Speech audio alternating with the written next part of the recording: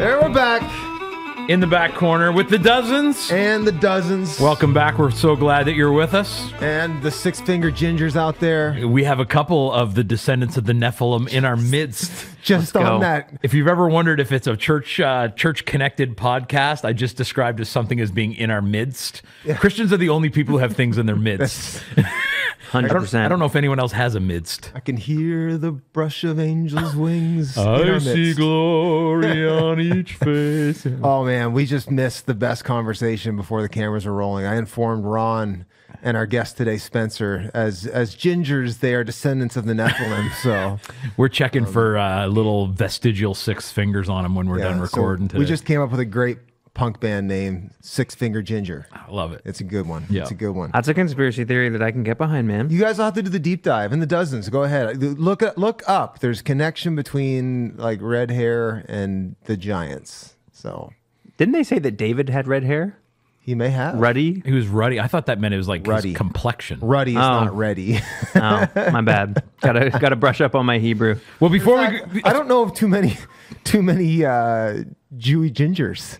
I mean, I don't think. I swear I heard somebody say that he has red hair. Gingers. That's not a bad band name. Semitic ginger. Basically, anything with ginger in it's going to be. Maybe that's good. an album, more of an album title. Semitic ginger. Maybe you could be right. He could have had red hair. I don't know where I heard it from, that too. But I mean, it was who knows? Some preacher somewhere. I remember. You saying see that. like blonde kids in Africa, like really, yeah. Well, and there's some African gingers too, like really unique looking. Afro ginger sounds like a genre of music. It does.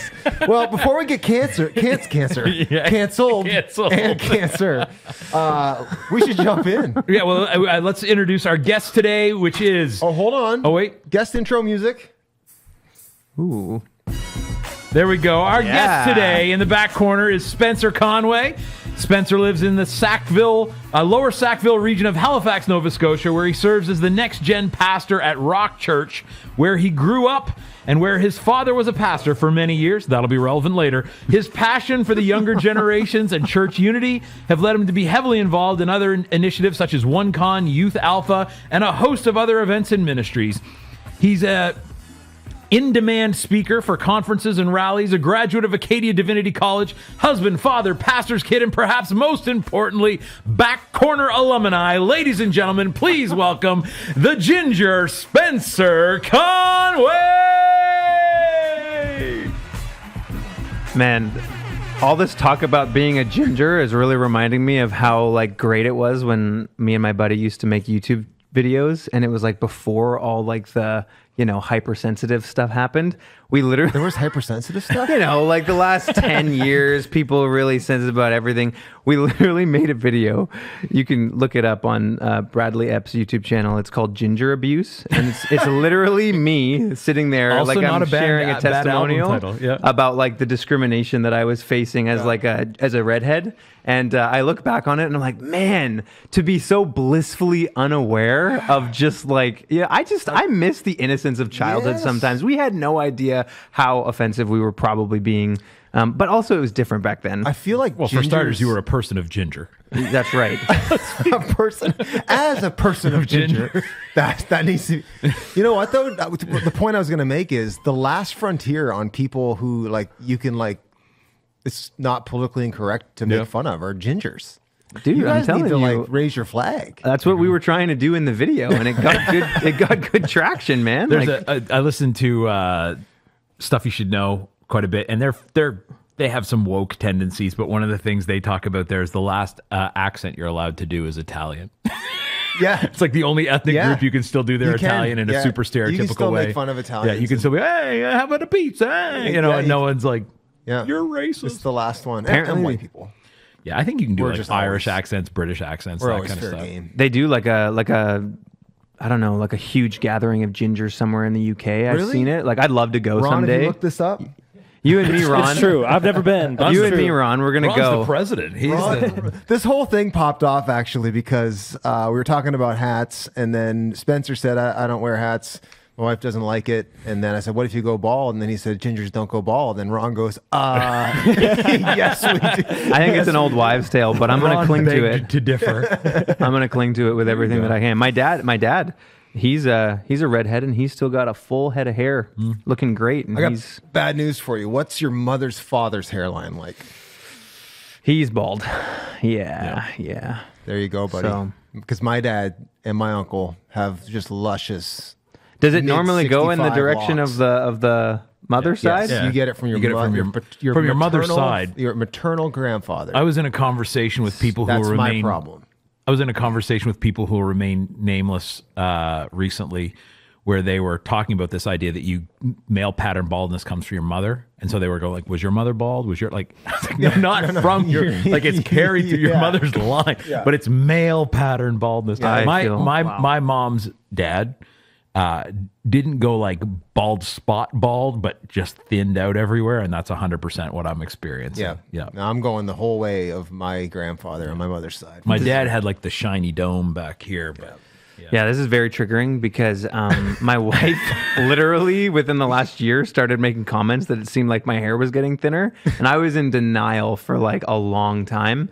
And then when my mom and dad were visiting, I found out through the grapevine from my wife, your mom agrees with me. I'm like, are you kidding me? Oh, like, man. I even asked my mom. I even asked her, like, do you think it's leverage this for hat permission? It still looks good though. You got another 5-10 years. Don't worry about it.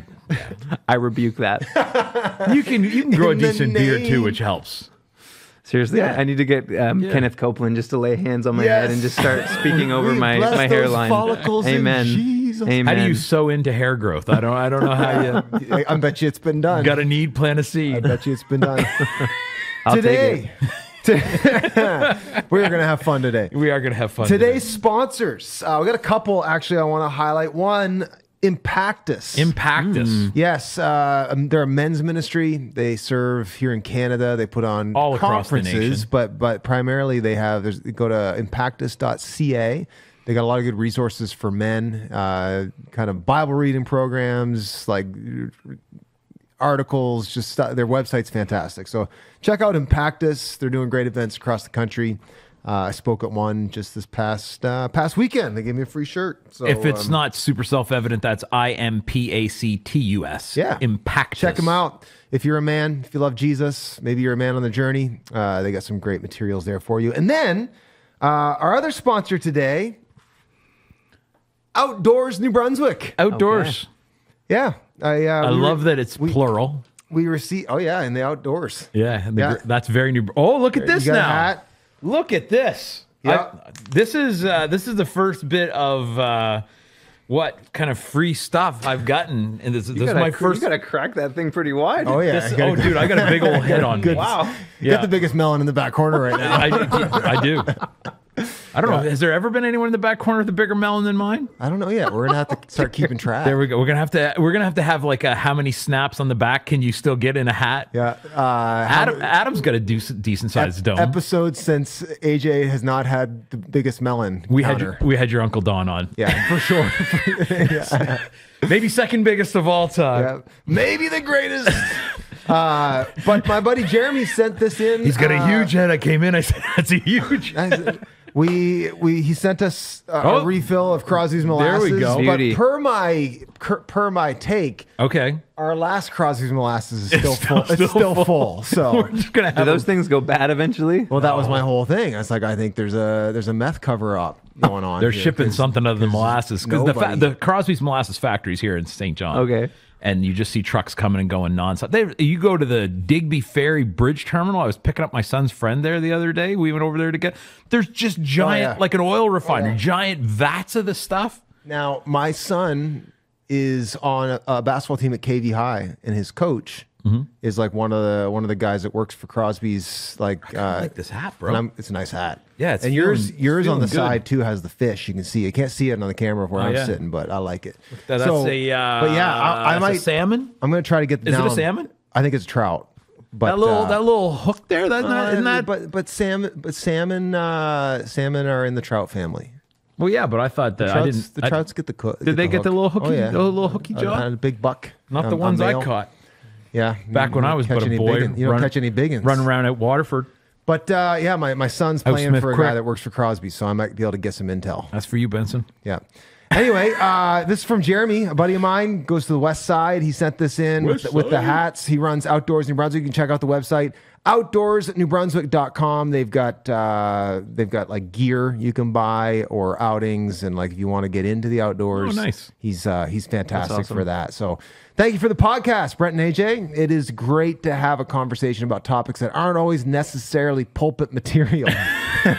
But are often on the minds. There's a great subtitle for the podcast, not necessarily pulpit material. But are on the minds of Christians in the congregation and listening online. That very statement is a testament to why these topics are important.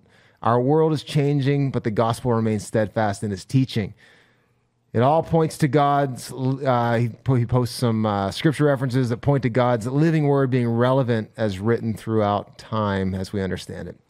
Anyway, he wanted to say, I have enclosed the forgotten, forbidden local delicacy in hopes of continuing the theory of questionable dealings in the world of sugar and its dark underworld. The dozens are demanding the return of the molasses report. Also, never forget Boston. There was a molasses disaster in Boston. This is we have the graphic novel of it. Whoa. Yeah, it's quite an event. He also has enclosed some stuff from his kayak business. Brent, the bill is made to be shaped, not flat, and they do not go well with flannel shirts. So anyway, these hats cry out for one of those like a tan, the pockety, like outdoorsy kind of a guide. Yeah, you get the guide wear. It's good for guide that wear. vibe for sure. Yeah. Anyway, thanks for all you guys are doing for the congregation. Your friend Jeremy Klein. So thanks, Jeremy. Thanks, Jeremy. Thank you for these. These are. I've actually been wearing this hat all week. Yeah, so I quite like it. I like it too. Yeah, it's got a good feel. Usually, it takes me. I have to wear a hat quite a bit before I know if I like it, and B, get it broken into the point where I actually find it comfortable. Yeah. This one's pretty much already in the pocket. Yeah, exactly. I'm liking it. Firing up the teletype machine. You have no idea what a teletype machine is. No, actually, Pastor Chris literally uses a teletype machine to like write notes to our congregation. For real? It's amazing. Wow. Yeah. Touche.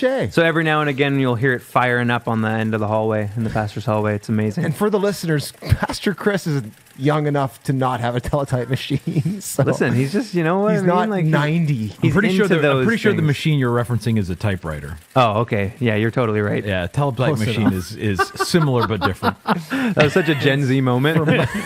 To just speak, You're right. Speak like you know what you're talking about. Totally. Even though you don't. Yeah, is that a Gen Z thing? That's 100% a Gen Z thing, for Speak sure. burn like that is a Gen X thing. Ron, what are you researching? I want to know how you feel about plaid. Yes or no? Plaid? Ooh, Plaid. plaid. That's actually complicated. Yeah. Plaid, I yes have or a no? I like complicated. plaid. I mean, I feel like plaids wear it? go well with ginger hair, you know? Like, especially like I'm like It's a little Scottish. blue, brown, green earth tones, you know, a little bit of plaid in there. Like I will say, like there was a season where all I did was wear plaid, so I kind of feel like I'm trying to expand my horizons a little bit in style. But there comes a point in time where you're just like, You got blue on though. You still Well, still blue- got like odes of William Wallace in there. yeah, See, I'd be similar to you in that for years I wore plaid every day. But instead of trying to expand my horizons, I've since tried to narrow them, and now I just basically always wear black. So I can't say I dislike plaid. So if you're asking plaid good or bad, I'm going to say good. If you're asking plaid, do you wear it currently? That's a no from me. Yeah. I like plaid, but I like it because it's usually on flannel. So I wear a lot of plaid because I like flannel. You like the flannel. But I don't not like plaid, but I just really like flannel. If I would say this, if I have to wear a pattern, it's definitely plaid. Like versus argyle or houndstooth or checks or even just stripes. Is chiffon? Isn't No, it's that a one? type of material, Oh, okay. I think. Yeah. Yeah, the zigzags though. Oh, I don't know what What's that called? I don't know. This is not a fashion podcast, how old? as evidenced by our outdoors ND hats. How long did it take you guys before you just decided that you were like not going to like try to keep up with the fashion trends? This has been for me in the last maybe 7 years. This last round, like when you Gen Zers took everything back to how things looked when I was 10, I was like, I'm not going. I'm staying. I'm gonna have skinny jeans when I'm 90. I'd say about 25. Yeah. I gave up. I feel like I'm teetering right now. Like I was almost like giving up, but then like my wife convinced me to like jump into like the wide pant leg trend, and it felt so weird for the first like month, and now I'm totally converted to the wide pants. That might be one of your last changes. I might be in wide pants till the day I die now. The good news is, if you stay long enough, it comes back around. Like my dad has been wearing Nike Monarchs and New Balance for 40 years. They're so cool now. Yeah, all you guys are into these grandpa shoes. Totally. Here's, I think, the irony of this, like, when guys get to a certain age, and girls too, but to a lesser extent, when guys get a certain age and they keep trying to dress cool because they want to seem young, Nothing's less cool than you that. seem older. Yeah. Like, you gotta find something that's not definitively outdated, but also isn't on trend. Like there's this, and you just camp out there. Yeah, because it is pretty cringy, even from a young person's perspective, when you get like a 40 or 50-year-old who's trying way too hard to look young. Yeah. It's like, ugh. I mean, maybe 50 or 60-year-old. Yeah, right, for sure.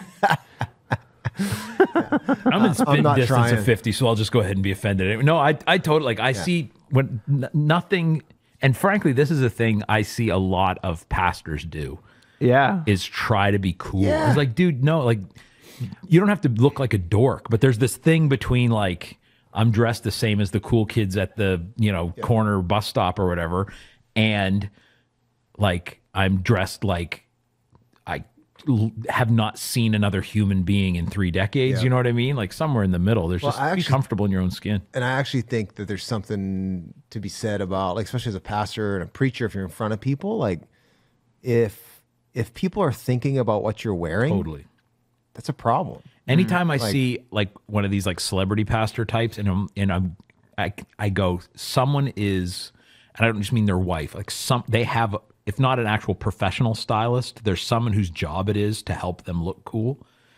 I'm just like, Yeah, I think and we'll talk about this in our next segment. I think there's something to be said about excellence and presenting yourself well and all that, but it very quickly can turn into a barrier. Yeah. And something that's like, the message is the medium. And if your outfit is a big part of your message, it makes me think that you don't have enough meat in your message in the first place. Like what it's it's a try hard thing. Like, why are you having to try that hard? What are you trying to, I think, I mean, personally, my hope is, that like what I would like is if a week after I preach, someone can remember what I preached and can't remember what I wore. That'd be yes, exactly. Yeah. Oh, that was the time you were wearing those Air Force Ones. And, Right. no. Well, that's when you got those new weird glasses, or you know what I mean? Like, exactly. There have been things I've chosen that I've liked and owned that I've chosen not to wear because of that exact thing. It's like people are going to be thinking about what I'm wearing more than like hearing me. One of the things I love about, we're going to talk later about YouTube at the very end, but the YouTube algorithm recently decided I'm interested in becoming a monk.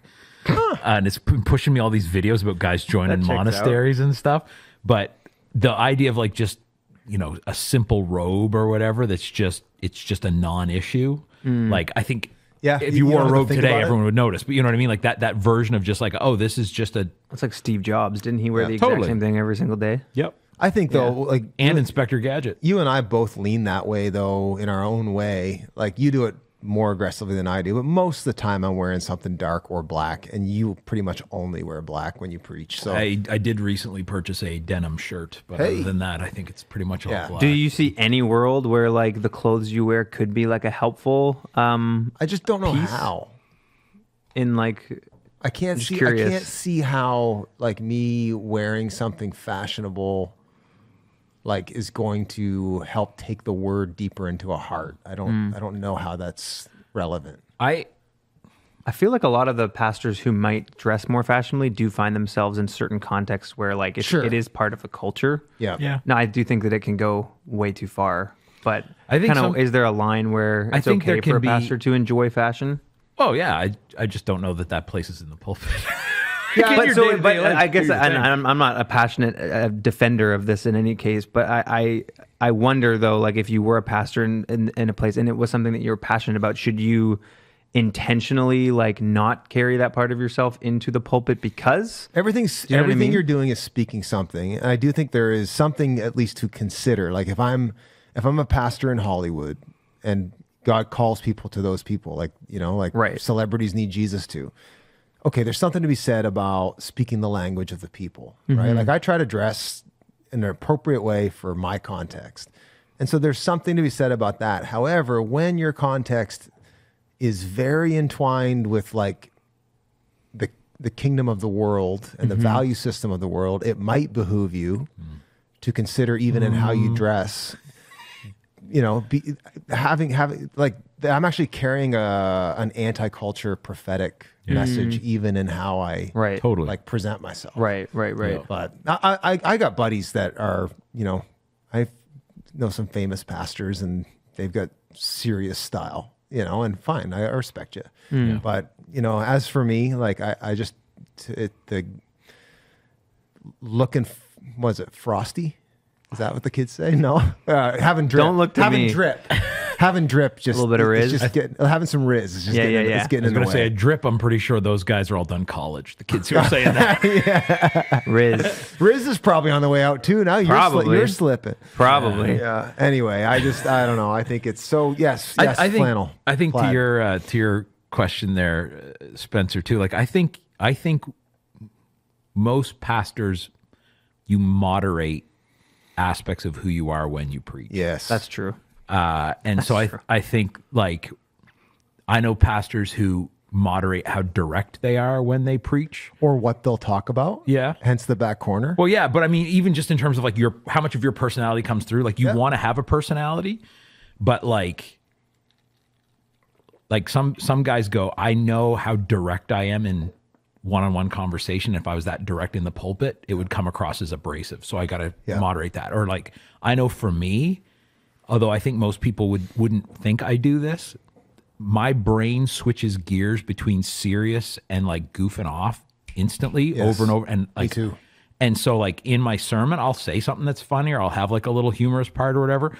But like I have to go, there's a point at which me doing that is going to become a distraction because other people can't make that switch back and forth as quick and I'm going to lose them. Even though I would like to continue. I would love to, and it'd be easy for me. And I could like riff and make a good point, and crack a joke and make a good, but if people can't switch that quick, they're going to lose one or the other. Yeah. Right. So here's where I would, now that we're fleshing this out, thanks for this research, Ron. The Ron's research questions, they've been cutting deep lately. Cracking things open. We figured out I think the rapture, now fashion. If wearing, you know, Christian Dior's fall season is going to help the message of the gospel penetrate deeper in the context that I'm preaching in, then I'll do it. But I would say most of the time it's either a non-factor or even can be detrimental. I think that's what Paul's even getting in. Like, I think it's in Corinthians where he's talking about talking to women like, hey, let your adornment be like the glory of Christ and not like flexing on people on how nice your jewelry is and how you do your hair and all that kind of stuff. I think like for example, if you were preaching in a place where everyone wore a suit, I hate suits. But to dress the way I normally dress to preach would then be a distraction. Like, I think the idea is to not be distracting. Yep. So if you're in like a place where everyone's fashioned out, then whatever level of fashion you have to hit for your not fashionness to stick out, go for it. Yeah, I become all things to all people that I might win. That's some. the scripture that was coming to my mind as well. So that's interesting. I love wearing suits and I love preaching in suits. I love feeling clean and excellent when I preach. I wish actually, legitimately, I would love that our church was like just dressed up and like brought that proper. Because I love, like, that's one of my favorite things about preaching at a funeral. Is like, oh, I get to preach in a suit. I feel like a real preacher. Like I actually really do enjoy it. But if I got up on a regular Sunday in a suit with the context here, it's like people are going to be like, what are you doing? Suits hurt my back. Legitimately, I experience physical pain when I wear a suit. That's crazy. I don't understand it, but like so every year for ordination service, this is the only time I wear a suit. and I'll come back to my cottage and have to like lay down on the floor and like stretch my take a break from the suit. That's hilarious. Yeah, it kills me. Oh, man. The other thing for me with how pastors dress that I was always really intentional about, particularly when I was in Halifax, was I knew we were going to have people there who not just weren't into dressing up, but did not have the wherewithal to do that. And I wanted them to see that if the guy who's preaching is dressed at a similar level to I am, then I'm definitely welcome here. Yeah. And so some other people in our church would love to dress up. I'm like, fill your boots, but I'm going to like, if you walk in and you go like, everyone else here is dressed really nice, and then this guy's just wearing jeans and a plaid shirt or something, like you're going to go, well, okay, I might not fit in with them, but if I fit in with him, then I fit in here because he's the guy in the front, right? Yeah, I also think like modesty is a factor as well. Like there's some preachers out there that's why I don't wear short sleeve getting shirts. a big pump on before they come out, and they're dropping the big V-neck. Did I ever tell you about? There was a pastor in a town that I used to pastor in. That the town and the pastor will remain nameless, but the story was, and I heard it from multiple people, he legitimate had a bench. Like a bench press bench backstage. That is weird. And he would super weird. Now I think the theory was it was more to like get his energy level up than to get a good pump. But I mean, he was like the manliest man who ever manned. Except for that guy in. Have you seen the guy in Bangor with the deep voice? There's a dude. I'll have to find it and we'll have to put it maybe in like show notes. Ken Graves. Yeah, he's got this like almost like he's narrating a fantasy novel. No. It's incredible. You know, I used to pastor in Bangor. I suppose you did. So do you know him? That's the guy I'm talking about, bro. Yeah. He's the bench press guy. Ken Graves. The Lord. That's amazing. Oh, dude, funny. He was like, if a molecule of testosterone could lead a church. No, he has an incredible voice. Unbelievable. I thought about having him for XY to do like intros. Dude, he is like, it's gravelly, but not like he sounds like it's damaged. Oh, yeah. And it's the Lord said. Yeah, it's incredible. It's like about 2 steps down from Macho Man Randy Savage, but legitimately bigger than him. Not more like roided out, jacked, but like he's probably like 6'6". He's Yeah, incredible. Yeah. Wild. Well, I'm glad we solved that. Yep. That was it. When you said that, I was like, are you yanking me around here? Or like, no, I wasn't trying. No, I was legit completely oblivious. Yeah. I just saw Adam Brewer sent me a preaching video, and he was like, that guy's voice is real. Oh, dude. Yeah, like, no, whoa. it's wild. That's crazy. Yeah. Anyway. He carries his Bible in a holster, like a leather thing on his belt. Just whip it out. I love it. He is owning it, though. That's him, right? Oh, totally. It is 100% him. It's authentic. Yeah, there's not a bit of acting to it at all. That's cool. You get that when you watch. You're just like, he definitely like asks his wife, is there anything in the fridge? Right? like that's how he talks. All right, first segment. Overrated, overhated. Do you want to cue up our first one, AJ? Yeah. In the church, there seems to be a strong instinct to hold people up as heroes, to have individuals we look to as examples of what it looks like to be like Jesus and to be on mission with him. In recent years, we've seen many people, typically pastors, who are heroes to people fall morally or into heresy or both. And many people's faith has been shaken by those fallen heroes. Yet, in many church traditions, such as Catholicism, Eastern Orthodoxy, and Anglicanism, the practice of declaring someone an official saint and holding them up as an example goes back centuries, and adherents to those traditions would say they find that practice very helpful to them. Biblically, Hebrews 11 contains a list of heroes of the faith, and we are called to look to, and even the Apostle Paul held himself up as a sort of hero when he said, "Follow me as I follow Christ." So, overrated or overhated Christian heroes. All right. I like this one. What do you think? Go ahead, Spencer. I'm going to go with overhated. Obviously, in any situation like this, like, you know, you have the examples of like the people who have the moral failures, and I think that we need people to look up to, and I think that you've got to be like discerning and wise and thoughtful about the people that you look up to. I know for me, like in recent years, I try to read a lot more books from dead people than living people, because it feels like that's the most reliable way to kind of be mentored by somebody who, know. Yep. But even for people who are still alive, like I don't think there's anything wrong with it. I just think that you have to be careful that you don't begin seeing them as sort of like your filter for understanding everything. Like as long as you can have a healthy relationship with the person you admire, but still take responsibility for digging things out yourself. Like there's been some people that I've admired and that I've looked up to in different seasons of ministry.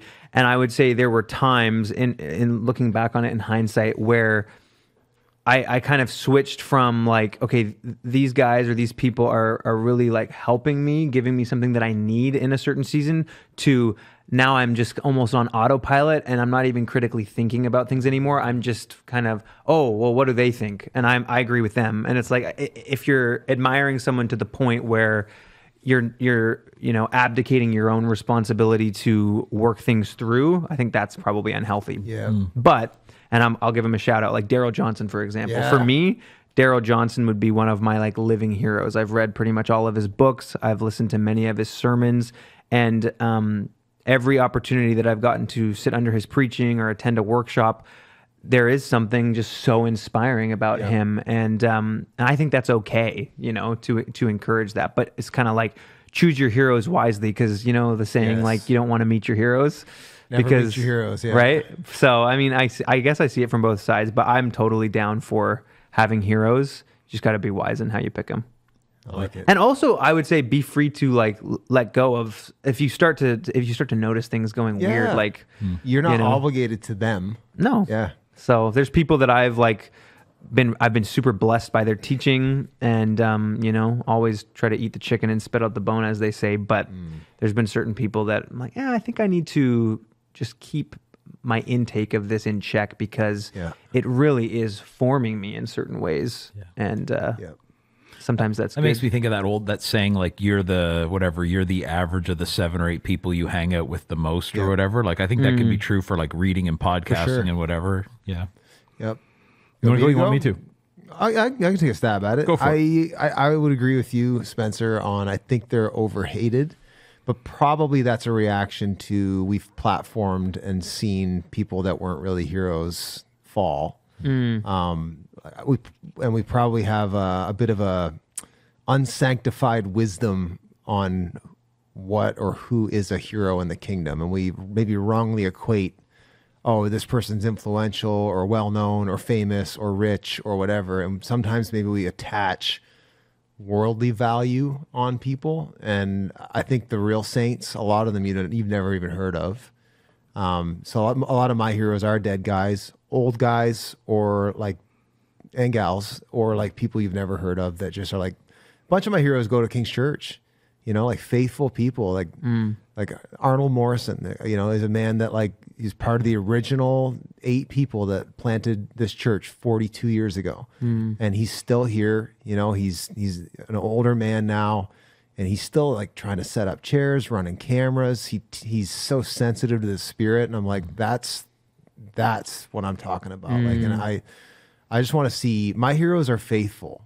I think is the thing, like over the long haul, not perfect, but faithful. And I think people get a little too intoxicated with fame and glory, and they attach a little too much. And that's one of the things I think that a lot of people get disappointed when they meet their heroes, because they realize, oh, I had a caricature in mind of who you are, and you're actually just a guy. Yeah. Like, I see that all the time. Like, I'll meet people that have never met me before, and they'll meet me, or they'll hang out for an afternoon or something, and I'll see like the bubble burst of like, oh, he doesn't walk on water. He's just a dude too, and he's got some rough edges, and it's like, you see what, are the mediums that we use, like social media and putting sermons online, even something like this podcast. The hope behind this podcast is people can feel like they're with us. You can figure out where it is. Yeah, like you can see the rough edges a little bit more. Well, no, truly. Yeah, like I that was one of the reasons we wanted to do this. Is like, I definitely don't want to push away influence that God has given me, but I want it to be rightly appropriated, that people don't have a version in mind of me that's not accurate. Yeah. And so I hope that when I'm 85 years old, I'll have been a faithful man to the call of God on my life, and that there will be people 40, 50 years younger than me who go, that guy's the real deal. And if he did it, I can do it. Like, I think that's part of God's design. That's why Hebrews 11's in the Bible. Hey, look, it's been done. Yeah. And I think we're supposed to draw strength from other frail human beings who have fought the good fight and done it right. So I say overhated. I mean, you guys have both said overhated, so I have to figure out some way to say overrated. No, I think the all this stuff has got to be on average, right? Because everyone's different. I would say on average in the Western church today, the heroes we have are overrated, which is not to be confused with the idea that having heroes is overrated. Yeah. Okay. Because I think we tend to choose our heroes to something you said, Brent, based on popularity. Yep. Look how big this guy's church is, or look how many copies of the book that guy sold, or like that kind of thing.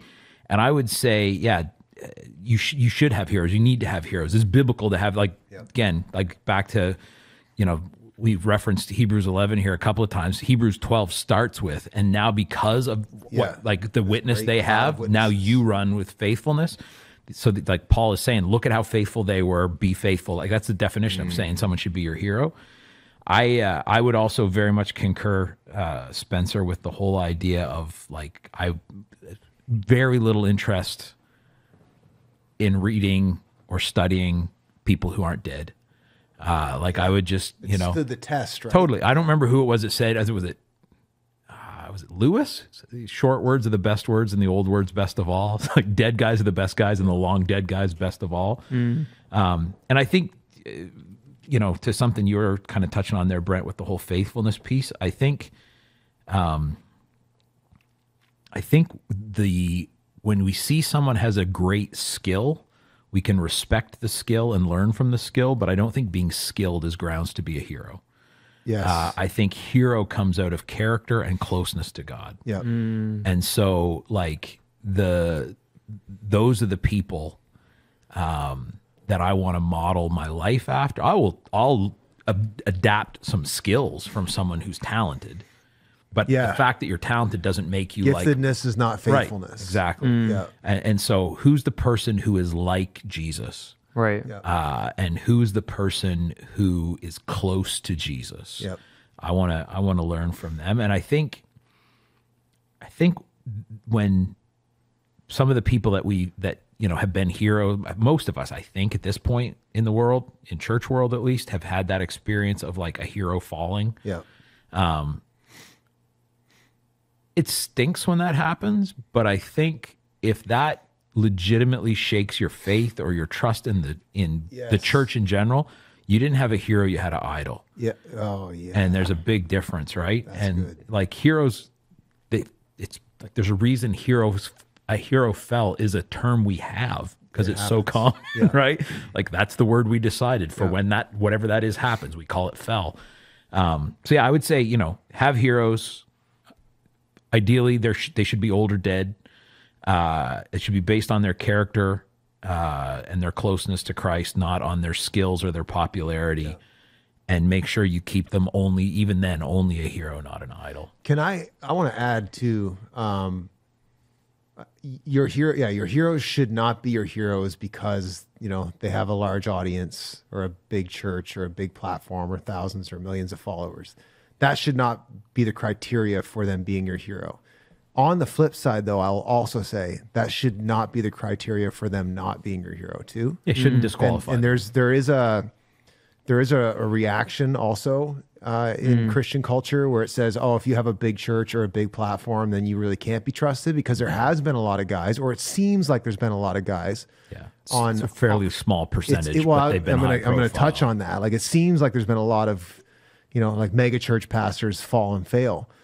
In the actuality, it's the same statistic for mega church pastors as it is for, like normal size. It's like people are people, and it's the same exact. It's just you hear about it more when it's a large church. Profile. Yeah, like if I failed or went down, you'd hear about it, like in Atlantic Canada.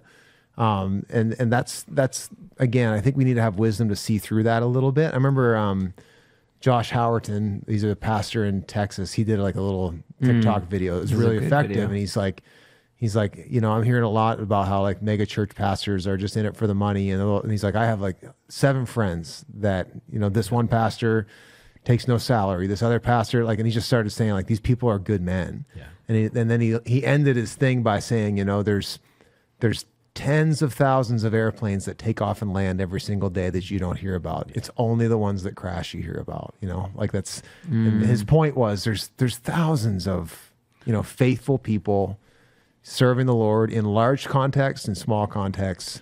I think jump off that a little bit too, like learning from someone and respecting them and them being your hero are not all the same thing either. Right. And I think if you are going to choose your heroes based on their character and their closeness to the Lord, and that's going to be someone who pastors a big church, at the very least, it should probably be the church you go to.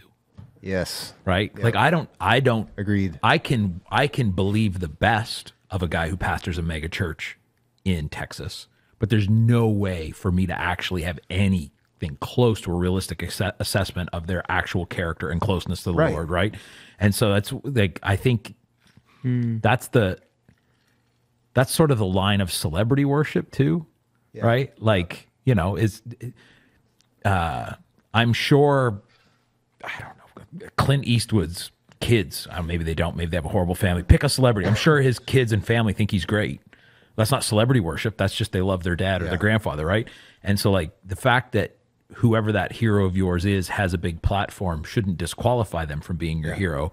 But you probably, if you're going to put them at actual hero status, not just I can learn from them or I respect them or I wish them well or I believe the best about them, but if you're going to put them in hero status, you probably should know them aside from whatever that big public platform is. Yeah, and I would, that's a great delineation. Like and I don't think I have any heroes that I don't know personally.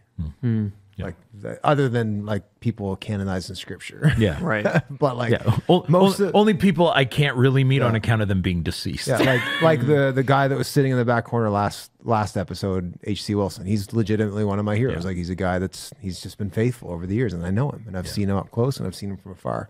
And yeah, that's great advice. And I know at a large church, like for instance, I don't know everybody that goes to King's Church, but I know a lot of people that go to King's Church, and a lot of people know me, right? And so you're not that far removed. Not trying to advocate that I should be. I can be your hero, baby. I can preach away the pain. I could stand by you forever. You can take my breath away. I can be Who's your hero? Who's your living hero? Oh, goodness. Like local living. That's what I'm hearing. Your dad, legitimately. Why? He's just such a good guy. Yeah, he is. Like, just faithful. And, I mean, I was talking to my wife about him last night, and I started crying. He's just, like, he loves Jesus, and he loves people, and he was a pastor for 40 plus years. And you can't control fully what people say about you, but he lived his life in such a way. I've never heard a single person have a bad word to say. Like, not even just like, you know, Pastor Thomas was having a bad day. Like, I've never even heard someone say that about him, let alone, you know, an accusation or anything beyond that. And again, like my dad is 80 and he has heart trouble. Hey, Dad, if you're listening, I don't think you do, but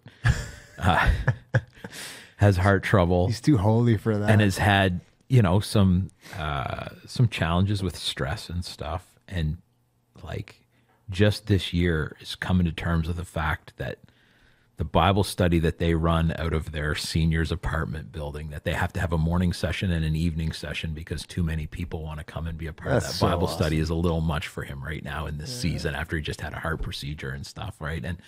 And still, like, every time I talk to him, he's telling me about, you know, my buddy Dave, who lost his wife last year. Like, I got to go check in on him, make sure Dave is not a real guy. They're real guys. I'm just saying Dave's not the name of someone, right? Or like there's this other friend I've got that I try to take him on outings because he's got Alzheimer's and he can't really like do all that stuff on his own now. And he's just such a good dude. Yeah. And there's been so many times in my life.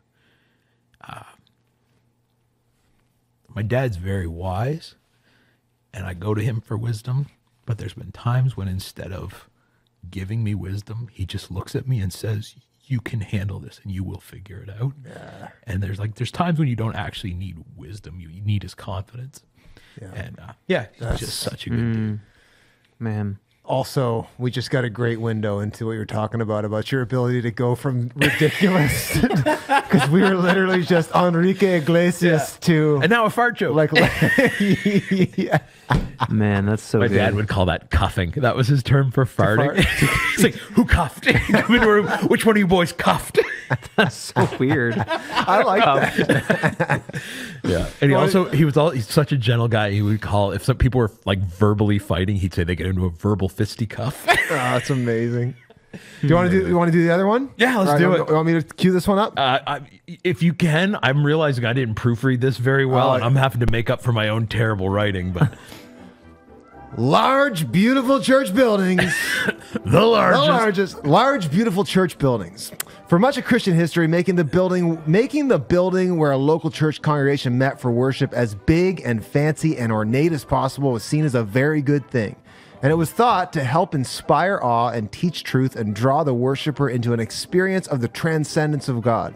These days, some churches go all out for beautiful lobbies and the latest tech in their auditoriums, while others go with simple or try to be even as rough as they can.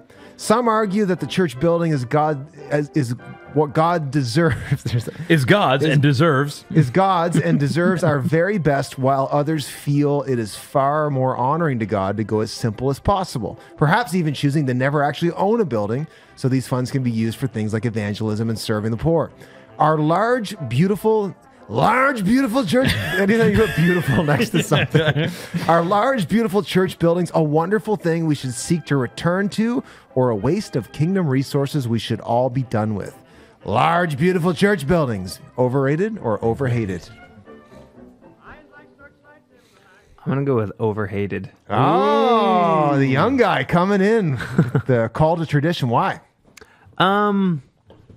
Well, I feel like growing up, and even as I've been working out my own theology in certain areas, you've got sort of the seeker-sensitive movement that was filtering things through evangelism as the first priority.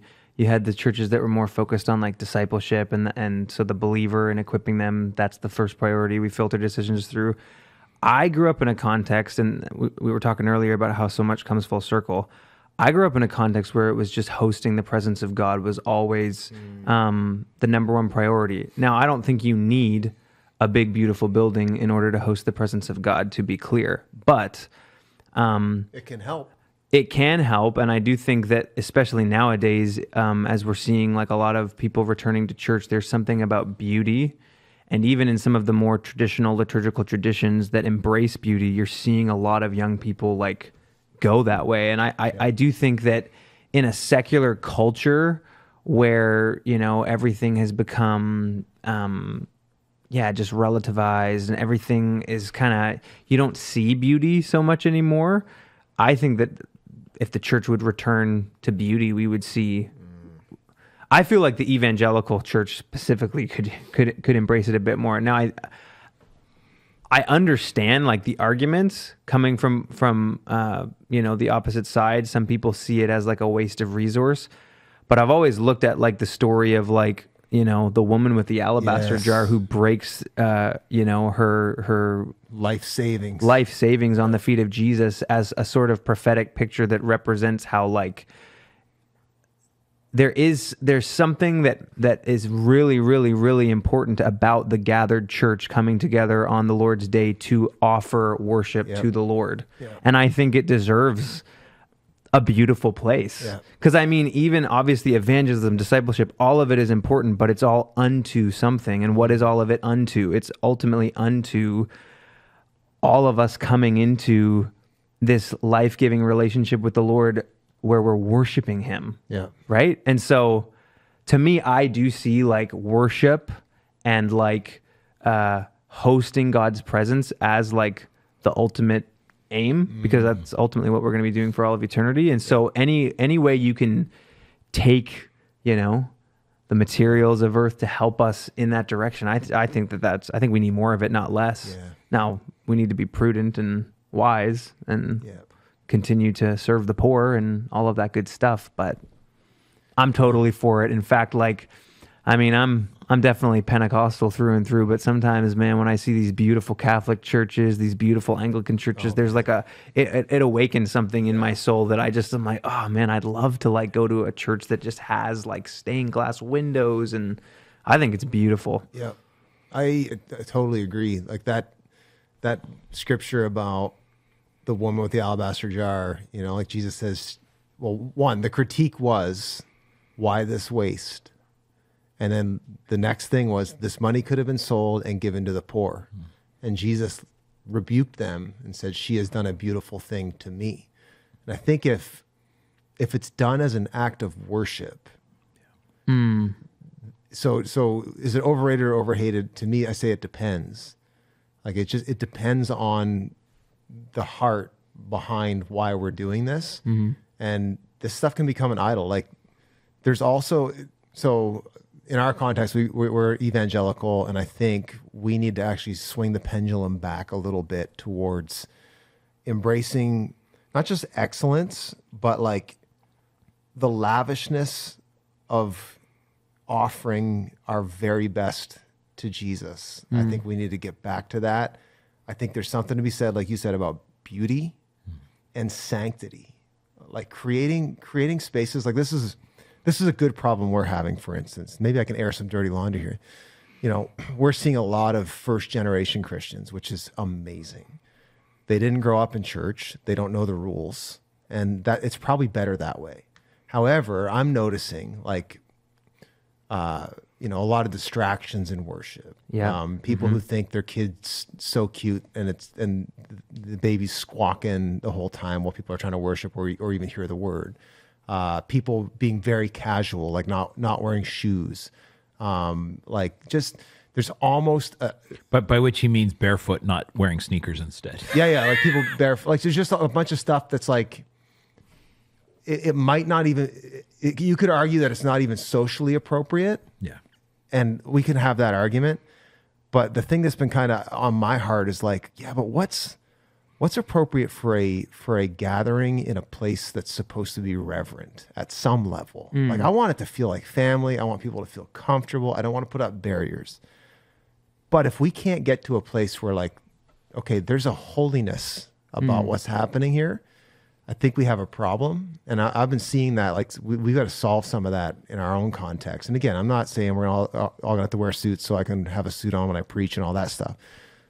But I do think we need to recover like beauty, excellence, and sanctity. And to your point, like I've been in some of the great cathedrals, like in England, for instance, like Westminster Abbey and St. Paul's Cathedral's crazy.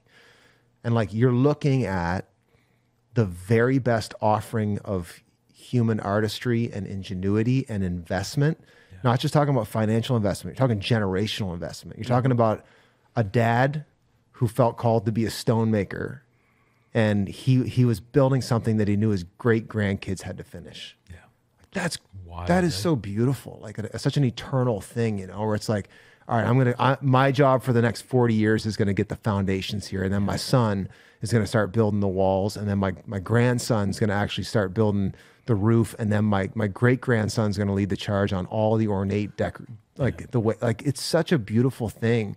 And it's so, it makes no sense apart from the glory of Jesus and the reality of the kingdom. And so I do think we need to kind of come back to that. And I think Christians should, of course, like you said, we have to value the poor. We have to be putting money out and resource out. But at the same time, we also are the type of people that say, like, it is a beautiful thing to pour our best out on him. Yeah, a lot of it, I guess, comes down to like your ecclesiology. It's like, what is the church for? And I guess that's what I was trying to hit at earlier. It's like,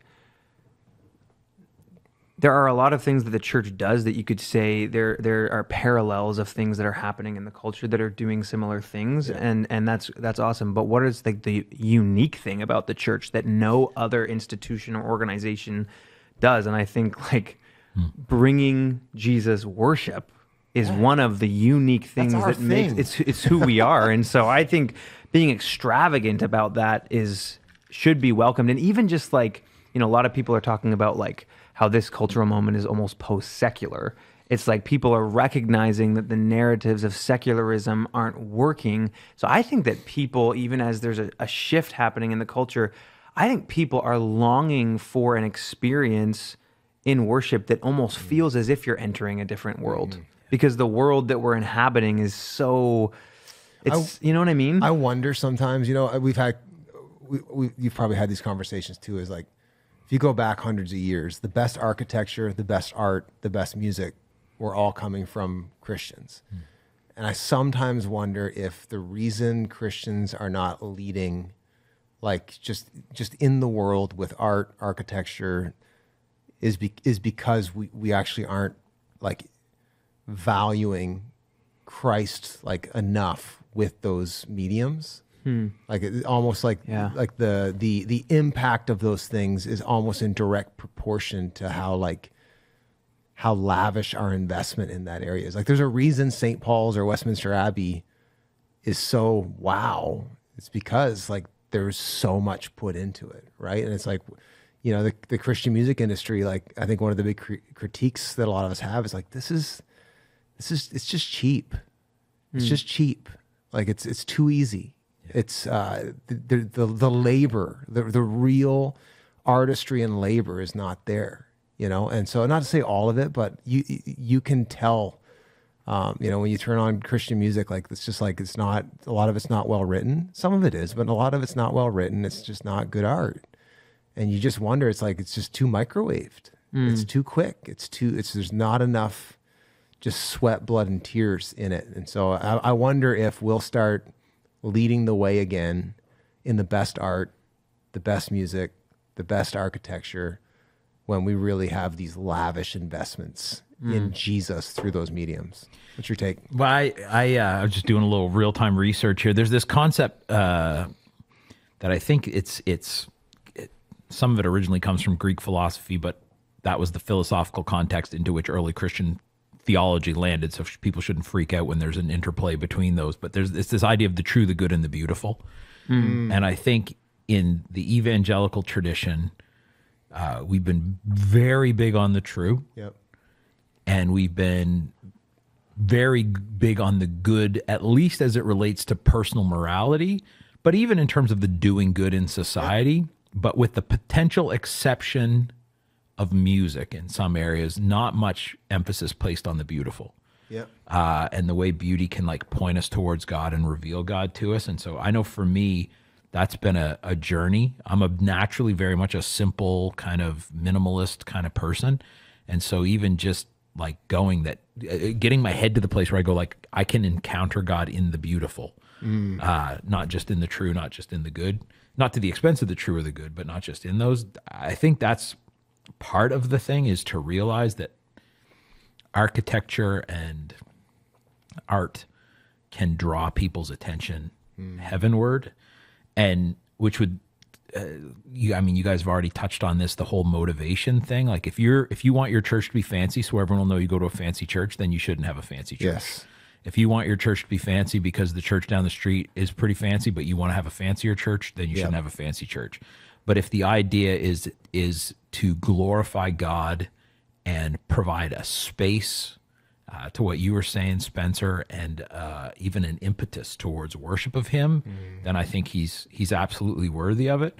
I do think it's a bit of a false dichotomy, the whole like, you know, do you serve the poor or do you have a beautiful worship space? Like, yeah, for sure. And I would be willing to bet, this is just pure instinct as a pastor and guy's been a part of church world for a long time, I would be willing to bet that the churches that cheap out, for the most part, not all, but for the most part, churches that cheap out on their worship spaces probably also cheap out on how they're serving the poor.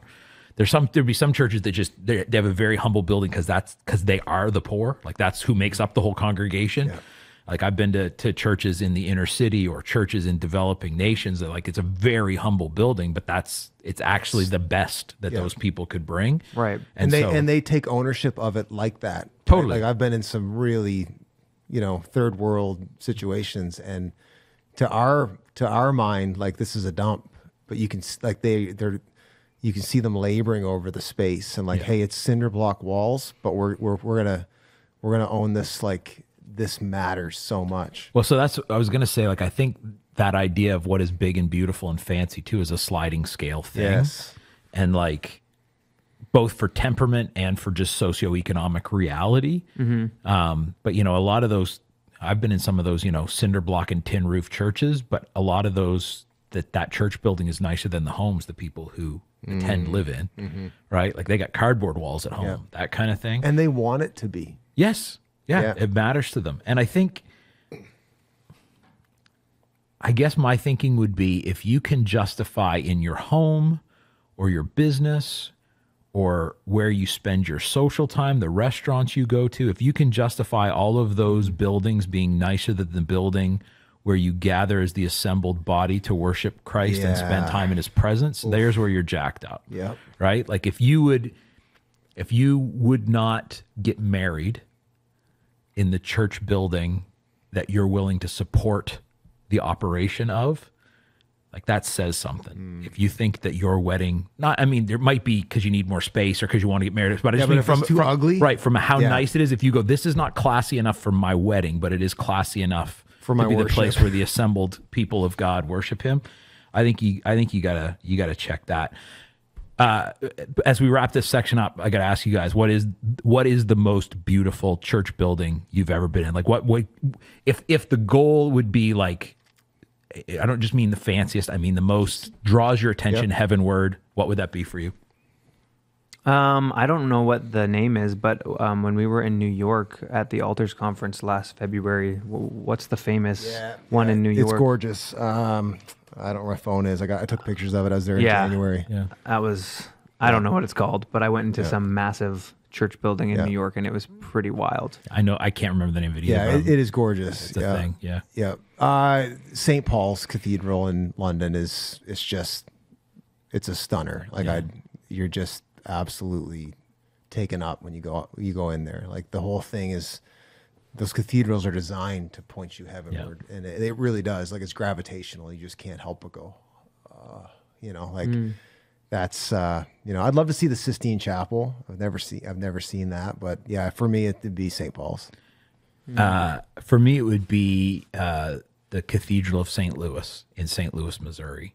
Really? It's freakish. Like you wouldn't, if there's a cathedral there, you should see it. Joanne Lyon told me I should go see it when I was there for General Conference a while ago. And I'm like, okay. And I legitimately wept the first 45 minutes I was there. Wow. Like it is the most gorgeous thing I've ever seen in my life. And talk about it draws your attention upward. The entire ceiling, it's the largest mosaic in the world. Yeah. And it's just like all scenes and depictions from scripture and stuff. And just powerful. Yeah. Powerful. It is, man. And we got to recover that and make more space for it. Like I love when I see, the Lord anoints preachers, the Lord anoints pastors and shepherds.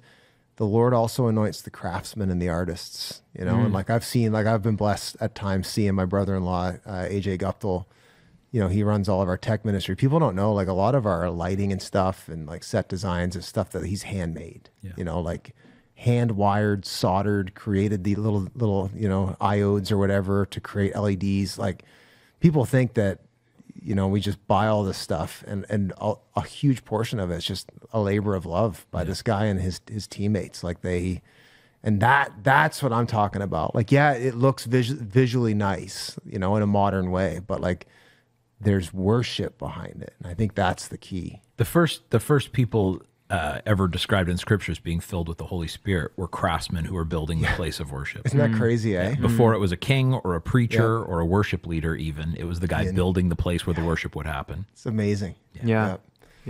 All right, you want to get into let's shift gears. Let's do a crazy conspiracy theory. All right, let's hold on. Tinfoil hat time.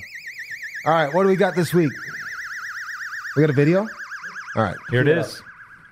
I am announcing free of charge digital ID mandatory. Everyone has got ID card. But the problem here is this is false. And he calls it all, both small and great. That's the Antichrist. Rich and poor, free and bond. to receive a mark in their right hand. Yes, sir. So many people who are receiving the chips on their left hand, they are saying, but it's left hand. Right hand, it is the word dexios. It means the right hand. Right hand means place of power. Wow. Jesus is sitting at the dexios, right hand. Whatever gives you power is where the devil will be found. Place where you all work, the place that's connected to you is what you're going to get. Or in the what? In their right hand or in their foreheads. I want you to see the word forehead. It is the word metapon. Listen closely. Metapon simply means behind or after or against. Word that gives us the word metapon. It is the word meta, which is the founder of Facebook. So in other words, it is as though God is giving us a window into the technology that's coming, that meta or whatever it is that will be used as the platform for where the devil will get us the most. And now we are getting digital IDs. That means they're going to use the web, the internet. Isn't it amazing that the internet starts with www dot, the word W, put it in Hebrew. According to the Bible, it is the word valve in Hebrew, and it's number 666 dot. So whenever you are going on your website, you are going on 666 dot whatever. Isaiah 14 verse number 13. He's talking to the devil. You said in your heart, I will go to heaven. I will exalt my throne above the stars. That means the devil is a what? A star. That's why when Jesus comes in and says he's also the morning star. I will sit upon the mountain. On the mountain. And you receive a mark. And the word Zuckerberg means mountain. Mark Zuckerberg. When I show you this, so a lot of people think, is this the mark of the beast? No, that's not what it means. We're not trying to tell you that don't use this thing. We're trying to show you that in everything that happens on earth, God leaves signs. This thing that is being used here will be used on later on. Oh my goodness. That was one of the most, certainly in the church context, one of the most conspiracy-esque conspiracy things we've ever watched. I feel like we really should have tinfoiled up before we watched that video. We stuck with the outdoors New Brunswick hats at our own peril. It's not enough. Even your ginger hair is not gonna protect you. That from mesh, all those ideas we're getting right through holy there. smokes. You could see how somebody could totally get drawn up in that, though. Yeah. The hard part is, See, I told you, you're Pentecostal. as is the case with a lot. You found that Bible. You might be a Pentecostal. Well, as is the case with a lot of the stuff we see on the internet. All right. I actually think there's some things he's onto. I think, but then, man, just some real big swings in there on some reaches. Like I think he's overreaching on some stuff that is worth Christian consideration. Yeah. Right? Like, okay, what is the mark of the beast? What are we saying about digital ID? Mm-hmm. And, I'll tell you what I'm saying about digital ID. No. Come on, wait to the no. Come on. Hell to the no. For sure, but you could have like, I don't want to cut it off. Yeah, no, it's good, eh? You could have reasonable objections to like a digital ID without having to read that into like the Book of Revelation as what the mark of the beast is, right? Yes, totally. So I don't even know where to start on this. How do we parse this apart? how do you guys actually like interpret what the mark of the beast is? Good starting point. Yeah. I think it refers to Emperor Nero.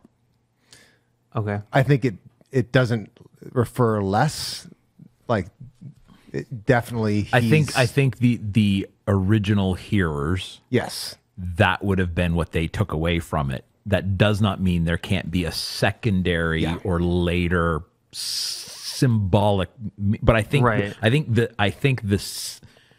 idea of a mark of some sort can be more of a type, right? Like that repeats itself. Yes. But I think the actual 666 is a reference to Nero. The 666 was definitely a reference to Nero. However, I think the purpose of the book of Revelation, like I interpret scripture as it was true, it is true, and it will be true. And it's like that whole idea of like kairos, like, it's time in the Bible is not just going from, A to Z, but it's going around as well. And so, like John said, there have been many antichrists, right? So it's not what is the mark of the beast. The question is, where are the marks in society? And I think it's a mistake for us as Christians to read Revelation and go, well, watch out for the day they try to, put this thing in your wrist or whatever. Like, not to say that that's not a thing we need to watch out for, but you're missing the bigger point is where where are the things in society that are pushing you to compromise on your fidelity to Jesus so that you can easily navigate in society. Right. There's versions of that all over the place, right? And so that would be the big thing. It's not like, is this the mark of the beast? It may be a mark of the beast. And there will inevitably be a last version of it that people are grappling with before the Lord returns. Yeah. Right. But yeah. Because the beast, like in scripture, that imagery represents empire. So to me, I always understood, I shouldn't say always, recently, as I've been growing. Learning some stuff. Right. Definitely not always had this understanding, but currently my understanding is that it's about allegiance to empire over allegiance to Christ. And so I think like the thing that is concerning about kind of the hyper obsession about a literal mark of the beast is it almost doesn't recognize how serious the mark really is, because the mark of the beast is not just something that's a future thing that will be in play one day. Yes. The mark of the beast is currently in play right now. And has been. And there are people who already have it because they're living their life in allegiance to things other than Jesus Christ. Right. You're compromising. Right. You know, it's like that whole when the tradition behind crossing your fingers. Yeah. That was like in the Roman Empire, like Christians were supposed to swear fidelity to Caesar, say Caesar is Lord, right? Like I forget how to say it in the original language, but anyway, Caesar is the Lord. Hey, in Italian, that's called a callback. No, it's something Kyrios, Caesar a Kyrios or whatever. Caesar is king, basically. Or Caesar is Lord. And a lot of Christians would start crossing their fingers like the sign of the cross, and they put it behind their back when they said it, just like as though like I'm saying this, but not really, right? And like that is compromise. That is an unwillingness because of your fear on what it'll cost you in society, which could even mean your life. You are bowing the knee to Caesar, to the beast. And there are versions of that for every Christian to grapple through. Some of them are way more gnarly and more egregious or more like obvious. And I do think they're, like to this guy's point, if we're going to give him any credit here, I do. I feel like we're like teachers and a kid handed in like a really terrible paper, but we're trying to find like the one or two encouraging comments we could give so we don't like break his spirit. What I would encourage him is I do think Christians need to be very aware and suspicious of the way like this whole the digital world is beginning to integrate with us. And it's not just like there would be people that would watch that video and freak out about, oh no, maybe the mark's coming. We're going to be forced to put an implant in our wrist so that we can buy and sell. Meanwhile, they're sedating their kids with iPads, right? And they're like completely addicted to Netflix, and like you're already integrated into this stuff. You just haven't been forced, And so I think the issue is like Christians have got to really start waking up, not just to like government conspiracy, but the slow creep of like what this stuff is doing to us anyway. And I do think there are implications of, how this whole digital world is affecting us that we haven't even fully figured out yet. I think, I think understanding that the mark of the beast is about allegiance, not about an accessory. You know what I mean? Well said. Like it's not whatever the actual, like there may be a physical thing connected with it, but that's not it's not, there's a thing that you could, that whatever, like what this allows you to do is perfectly harmless to do. You just shouldn't get it so you can do it. It's like, no, it's the whole point is it's about, again, bowing to a world system, bowing to an empire, about divided allegiance, about when push comes to shove and you have to pick my comfort or even my survival versus fidelity to Christ. I will pick that, as opposed to going like, well, as long as it's not, what he did say, he did seem to kind of downplay the back of my hand thing.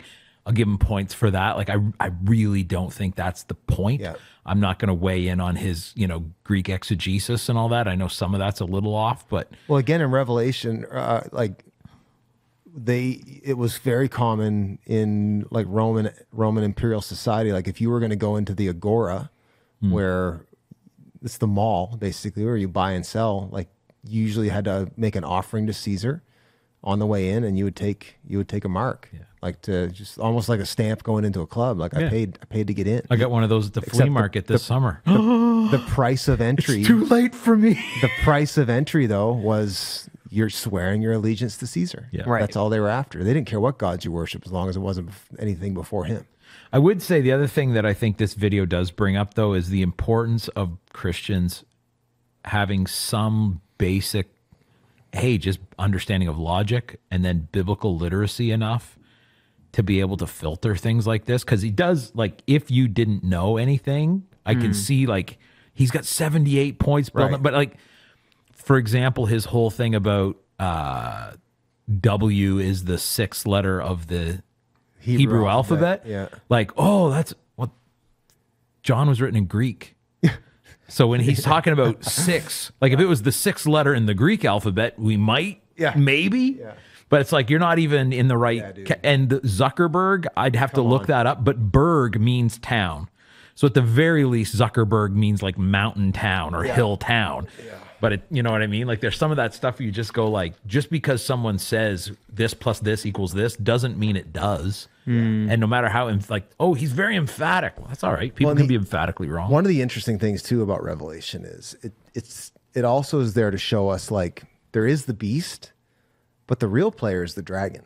The dragon, the devil, is actually behind the beast, pulling the strings. And so, like to this guy's point, like beware of Mark Zuckerberg. You're giving Zuckerberg too much credit. Yeah, it's like okay, yeah, maybe he's being used as an instrument of the devil, but our war is against powers and principalities of this present darkness, right? Like there are real demons and real like demonic principalities and strongholds. The devil is real, and I think we've talked about this before on the pod, like. With a lot of this government conspiracy stuff, to me, a lot of it breaks down in people are giving government leaders and CEOs and like people like, Klaus Schwab and stuff like that. They're giving them George Soros. They're giving them too much credit. Yeah. Like these guys are not the masterminds. The mastermind is the dragon. Here's the good news in all this. Weirdly though, like if you understand that the mastermind is the dragon, like there's not actually something new coming. Yeah. Right? Like totally. The enemy that the church in the end times will face, like in the end of the end times, we've been in the end times for 2,000 years, but the enemy that Christians are facing the week Jesus actually returns is the same enemy we're facing today.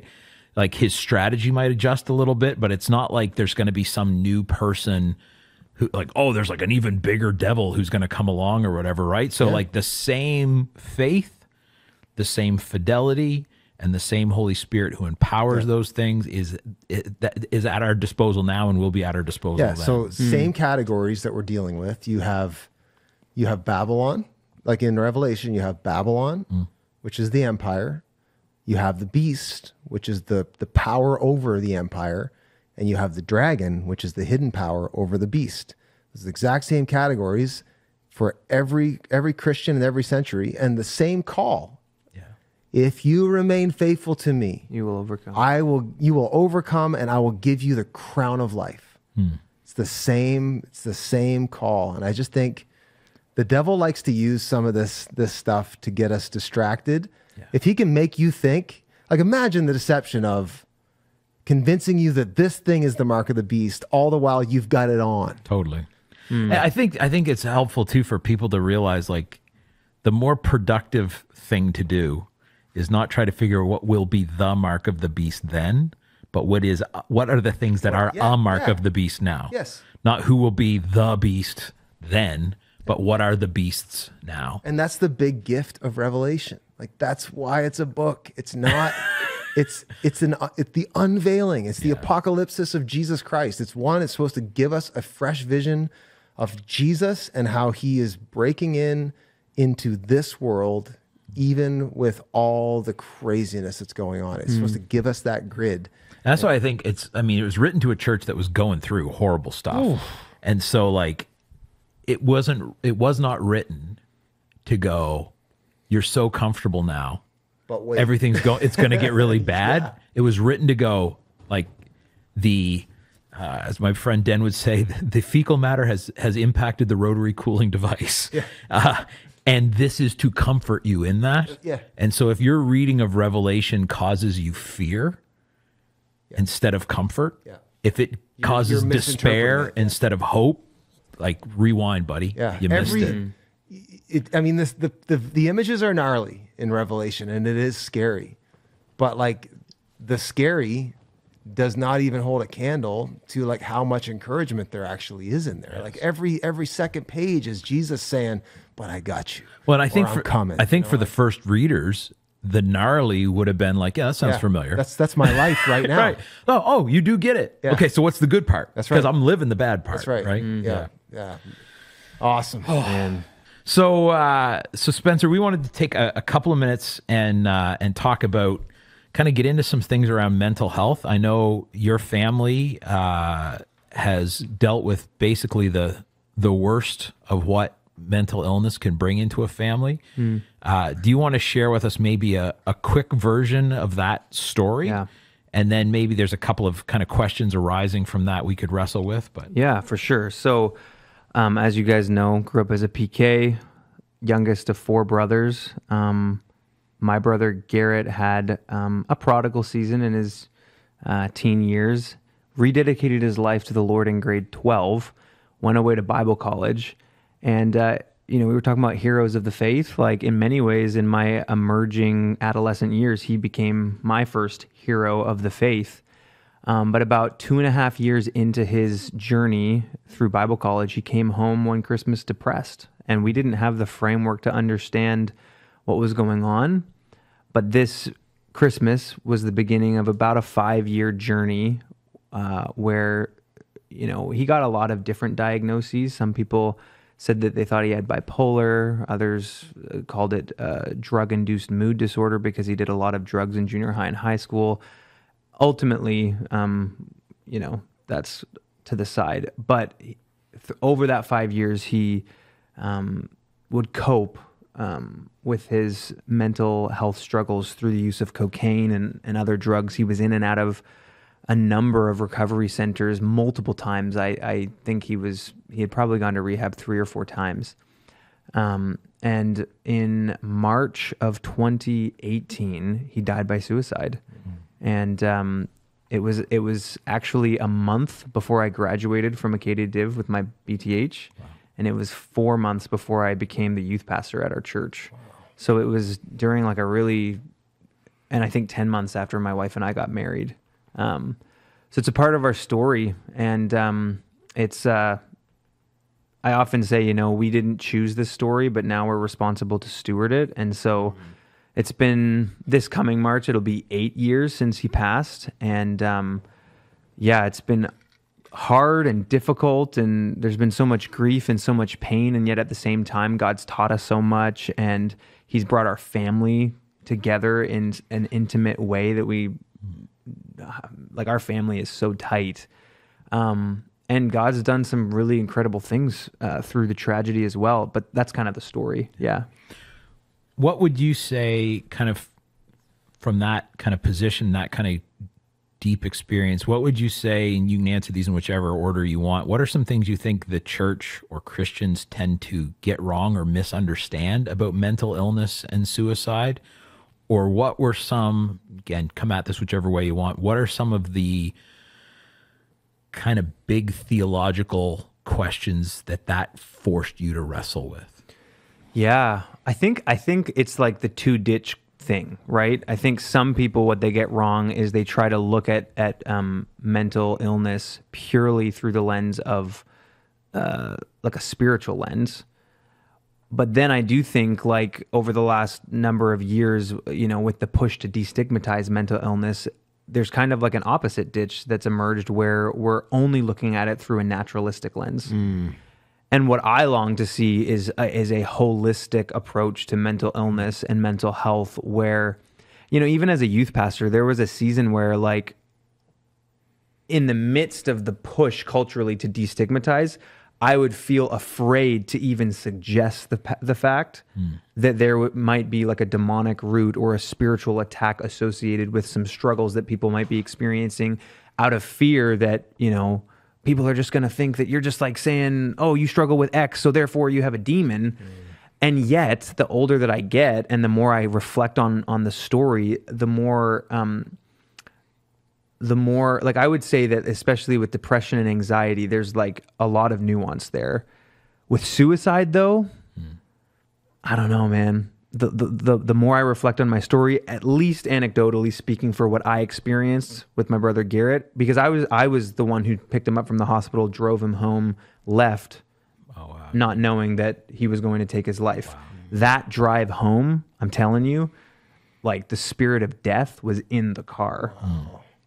So yeah, I've wrestled a lot through just like, and I'm still like on a journey of processing like the relationship of mental health, mental illness, spiritual warfare. How does like the enemy fit into all of this? And so I don't necessarily know exactly where I land on everything, but my sense is like, we need to embrace a holistic approach. I'll tip this to you guys because I probably have given it the least thought out of the three of us here on the table. It seems to me as though like mental illness is something that is primarily physiological, but suicide is, you know, like mental illness can become a doorway to a type of thinking that I think is generated by a demonic deception. Like I think there's such a thing as like a spirit of suicide. Like there's like suicidal ideation, and like I think the devil peddles and lies. Is it fair to say? And again, I don't have to paint with too broad a brush here, but I wonder if, you know, the enemy he's not a fair fighter, and like he will take full advantage of somebody whose mind is not right. Right. And jump in there, and he wants to get a person he wants to kill us, like legitimately kill us. Steal, kill, and destroy. Yeah. And so I wonder if in the case of suicide, like, yeah, I think there is a spiritual thing there. Like, how do you guys parse that out? Is there ever a case where someone takes their life and they haven't been lied to? I think so, but and that I'm not saying that would make it right or good. Yeah. But I certainly I think I can imagine a situation where, and again, this is not even the thing most of us are thinking about when we talk about suicide, but like you've been in a war and your legs are blown off and you're just in agony, bleeding out for the next 4 hours, and you just decide to put a gun to your head. Yeah. Like there are times when, again, I don't know that it's morally right, but the math makes sense. Right. Right. Or again, I'm not a proponent. I think we've talked about this on the podcast before. I'm not a big proponent of MAID or assisted suicide or whatever, but like I get the thinking of life will be nothing but horrific suffering. You know, that said, I think most people who, for mental health reasons, choose to end their life, that is their thinking too, that life is nothing but suffering. It's just that there's maybe more hope than they realize. But I think that the enemy is a jerk, and I agree 100%, Brent, that he capitalizes on any weakness he can find. And I don't mean moral weakness, although that too. I just mean any point of susceptibility. Right. And so I think that if you, either through actual circumstance or through brain damage, whether that's from accident or drug use or some sort of chemical imbalance or whatever, if you are predisposed to be a person who will be easier to nudge in a hopeless direction, the notion that, I love what you said, Spencer, like that has to be all chemical or all situational or all demonic.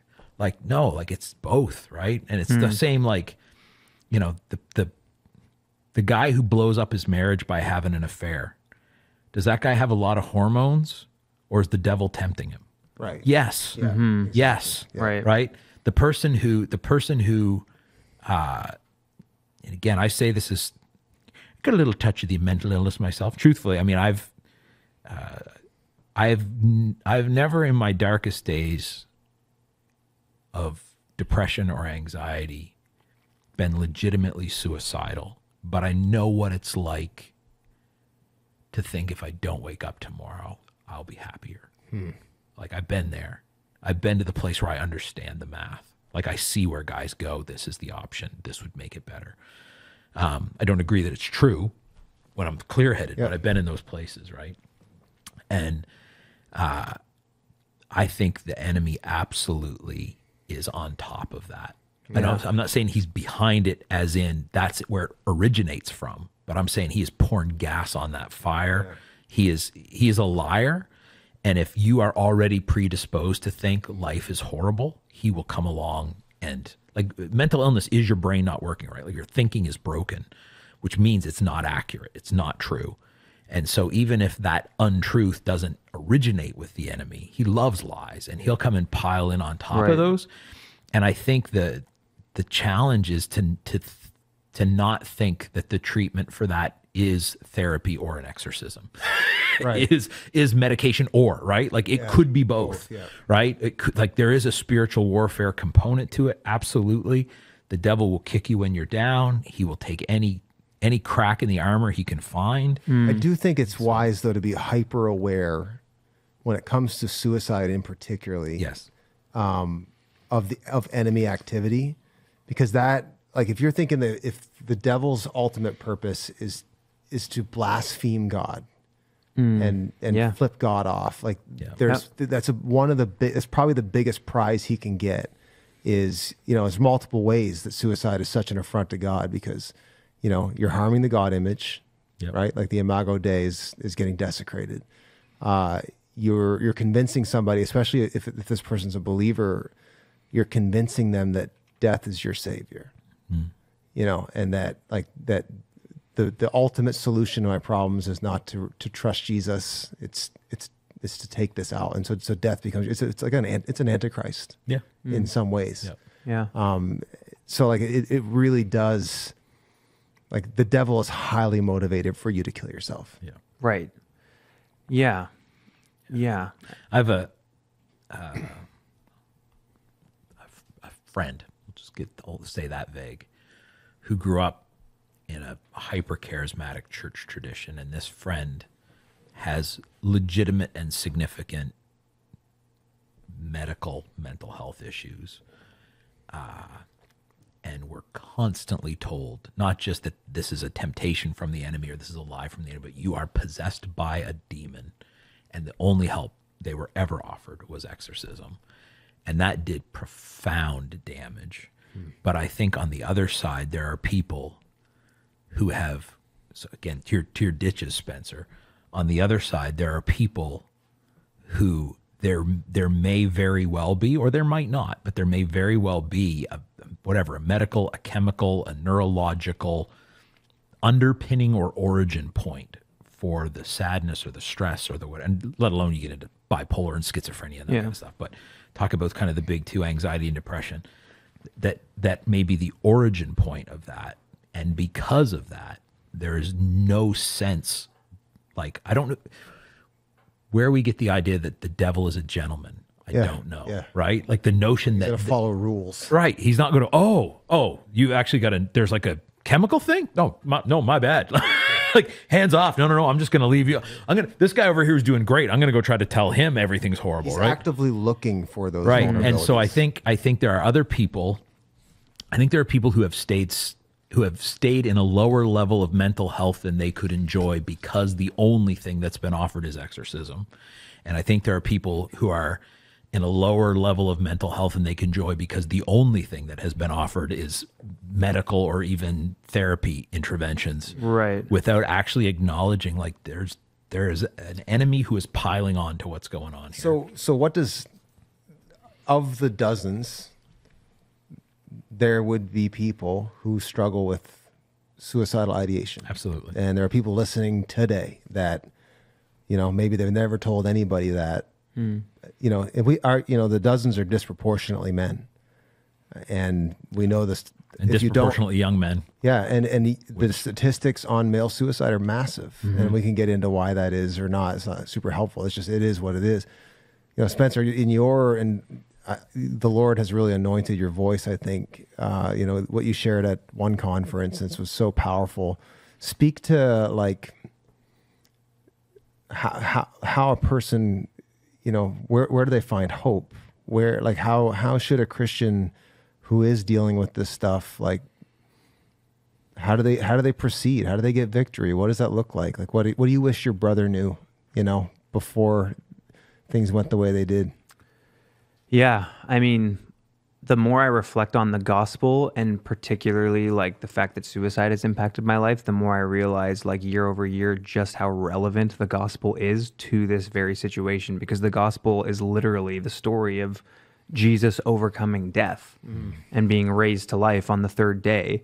You know, death, where is your sting? And so I think one of the lies that I would want people to just find freedom from is just this idea that it's always going to be this way, and that a temporary season should dictate like a permanent decision. The devil wants us to make permanent solutions out of temporary situations. Yeah, and I don't say that to try to like act as if the things that people are facing is not real or heavy or like, absolutely there. But you know, the local church has the solution. The local church has all of the resources and everything that is needed for people who are finding themselves in, you know, I think one of the devil's things is isolating people. Yeah. And this is one of the things my brother Garrett struggled with, you know, just isolating himself. And it's like, I just have a dream to see local churches mobilized to become like the solution to the mental health crisis, because we've got community, we've got support, we've got truth, we've got, you know, power of the Spirit, the power of the Holy Spirit. We've got, you know, so much to offer. Also Christian therapists and psychiatrists. Totally. And so, yeah, I'm definitely not going to sit here and act like I have some super thoughtful framework for how to like see somebody come out of that. For me, when like I just was at Kingswood Chapel this morning, and there was a gentleman who came down a young man who came down and just shared that he had attempted like 7 or 8 weeks ago. And I prayed with him. We talked it through. I'm not somebody who's super well read and well studied in all of like the practical stuff, but I do think that pastors sometimes we undersell just how much we have to offer somebody who's in that place. To me, it's like, yes, there's helpful tools and there's helpful strategies and there's helpful rhythms and inventories we can take of our sleep patterns and eating and go to therapy and all of that stuff. But at the end of the day, if we as the church try to offer all of that stuff to the neglect of the gospel and the power of the Spirit, we're doing something wrong. Right. And I feel like we need to like reclaim like a confident posture in the midst of this conversation where no, we have the answer. Yeah. And that doesn't mean that we don't also talk about helpful tools and helpful, but our weapons are not carnal in nature. No. And so, yeah, like where did we even get the idea that like simply praying with somebody and waiting on the power of the Holy Spirit to guide like a person after they've come is somehow not helpful? Right. Sometimes that's the way that I even have thought. Like, well, I don't have training. Or, well, I don't know all of this stuff about mental health. It's like, you know what? I'm not a mental health consultant or professional or whatever, but I'm a pastor and I know God and the Holy Spirit lives in me. And so when a young person comes up to me and tells me that they're struggling with suicide, there might be a follow-up conversation that we need to have about practical things. But you don't have no part to play. I don't have no part to play. I have the power of the Holy Spirit living in me. And I mean, at winter camp last year during the altar time, I'm walking through the crowd as students are responding, and I get a word of knowledge that there's a student who is struggling with suicide. And like in my head, I'm thinking to myself, like, that's a crazy word of knowledge. If I'm wrong on this, like this is a crazy thing to get wrong on, but I just felt the weight. I felt the power behind it. And so I just get down with this student and I share the word of knowledge, and this kid gets set free from suicide. Beautiful. And so I just want to see, I kind of, in the early years of youth ministry, I saw youth workers abdicating the conversation because it was like we were downplaying what we had to offer. And pastors, But it's like, we don't have to act like we know everything about everything with mental health, but let's not downplay what we have to offer. I have a friend who's a very highly skilled therapist, and in a recent conversation I had with them, they mentioned that one of their clients had recently died by suicide, which says to me that it takes more than a good therapist, right? Yeah. Probably not less. Yeah. But that idea that like I'm not a therapist, so I don't have a role to play is like, no, dude, most people who need, and I say this is a guy who was in therapy 2 days ago, right? So like I'm not anti-therapy, but man, if that's all I had going for me, I'd be frigged. Yeah, you know what I mean? I think this is the point. Like, and I think Christians we all need to get better at realizing the channels of God's grace. You know, there's common grace and there's supernatural grace, and they're both very important. That's really good. And like to just go all like, no, we're just gonna pray this until it's gone. Yeah. You know, that might not be the whole picture. Like we have received grace upon grace. You know, and I think we've got to be, again, to your point, holistic in our approach on this. I do agree with you. I wonder if there wasn't maybe an appropriate move to sort of bring mental health into the discussion. I'll admit I have at times just gone like this and said, talk to a professional. And I felt that's grieved the spirit at times because I didn't want to offend somebody, or I didn't want to stick my neck into a place that it shouldn't be. And I think what the Lord's doing, to your point, is helping not just pastors, like the body of Christ, delineate between, like, you know, common grace, go to a therapist, like that there's utility in that, but also like we know how to do the spirit stuff. I think there's been pastors too who, and I think it's one of those growing pain, like of self-awareness. Like, I think there have been seasons in some parts of the church where pastors actually dove in on this as though they were all the person needed. And they treated it not only as a purely spiritual issue, like, you know, you can go through steps of repentance as much as you want, but if you were abused for 10 years as a kid, like you got to unpack that with somebody, right? Totally. Yeah. So they treated it only as a spiritual issue, and not only as a spiritual issue, but only as a moral, like you lack faith. You don't trust Jesus, which could both be true, but that's not the most helpful way to approach it with that person. So I think there was a lot of pastors who got out of their lane and did damage, which then caused a bunch of other pastors to go, we don't even have a lane. Yeah. Right? Yeah. Right. I was talking to another I've got a lot of friends who are therapists, I'm realizing. Another friend of mine, I can share his name on this because it's just stuff he says, nothing about any client or anything. A friend of the show, Mike Ross, he's got a big passion for churches helping. He believes the same thing you're talking about, Spencer, that churches are like the missing ingredient in the mental health crisis. And he said the two biggest things people need to be like happy and healthy and productive and even to heal is they need community and they need purpose. They like a place they belong and like a thing that's worth doing. And he goes like, bingo. We have the deepest basis for community, our unity in Christ. And we have the highest purpose, which is the mission of the redemption of all things. And so, like, I think church has a huge role to play in it. Couple of, go ahead. Oh, I was gonna try to get the last word on this as the person that has probably the least insight. Well, then let me share a couple of things, then you can have the last word. Right. Yeah, no, I think, I don't know, here's kind of a couple of thoughts I would have. First of all, like if you're to kind of that question, like if you're struggling with your mental health in general or suicidal ideation specifically, don't trust your brain. Like quit believing your brain. Like your brain is full of lies. It's full of, I used to say to people like this, I used to drive old Jeeps and the check engine light was always on and there was nothing wrong with with the engine. There was something wrong with the sensor. And like, that's the best way I've ever been able to encapsulate, again, anxiety and depression level stuff, like schizophrenia, bipolar, that's a different another level of thing that I don't have experience with, so I won't try to speak to. But it's like going like, I have a check engine light sometimes in my gut, in my heart, wherever you want to put that is always on. And sometimes I just have to sit down, like I have to go look at the engine and go, okay, what is actually going on in my life? What is actually happening? Like everything's hopeless. Actually, I got a lot of good stuff going on, and I got some challenges, but like, so don't trust your brain, which comes back to the community part, like having friends who can look you in the face. And I don't mean in a way that dismisses what you feel, but in a reassuring way, go like, dude, like you have friends, you have people who love you, you have something to contribute. You're going to be all right. Things are going to be all right. Like that's huge. So don't trust your brain. Use all your tools. Like, again, like, should you pray about it? Yes. Should you talk to a therapist about it? Yes. Should you consult an adequate professional to see if medication can have a role to play in this? Yes. Like, you don't have to pick which thing, like take them all, right? Right. Like a cocktail of, of treatment. Mental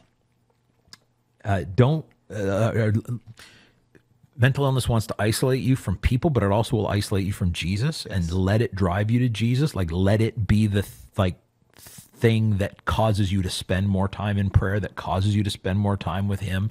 Yell at him, nag him, just get with him. Like, let it drive you to him. And that's a way. I'm really big on spite. I think it's an underrated virtue towards the devil. And like, if you sense the enemy is again, whether he's causing it or just capitalize on it, be like, frig you, I'm going to pray more. Jesus loves to dunk on people. Totally. Like what's what Colossians saying? He disarmed the rulers and authorities, making a public spectacle of them on the cross. That's one of my favorite passages I've ever preached. It's the best, man. He's like, no, I'm not just going to beat you. I'm going to actually dunk on you and flex. And I would say a couple more really quick things. I think we've done a really good job of destigmatizing mental illness from the medical side. I think, like, I wish people could understand that being under demonic attack is not like that. There's no stigma to that.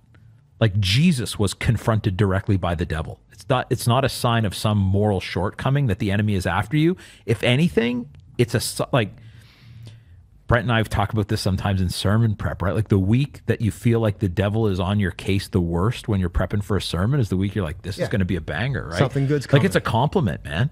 And so, like, don't feel like if you're going, man, I think there may be some spiritual component to this. Like, if you were to go to a pastor or a trusted spiritual leader in your life, that's not a thing you're confessing. It's just a thing you're saying. Yeah. You know what I mean? Like, this is not I'm under demonic attack. Like, that's normal. Yeah. It happens, bro. We got to deal with it. Last thing I would say too, and particularly with anxiety, one of the things that God's helped me to figure out is that my fear, and maybe this is just me, but my fear is generally less based on what could happen and whether or not I think I could handle it if it did. Like, it's not how big the waves are going to be. It's going to be my ability to keep my head above them. It's not like, whatever. Like, what if this person I love died? Well, it's not actually their death, if I'm being honest, that's upsetting to me. It's, will I be able to go on without them? Like, that's the bigger thing.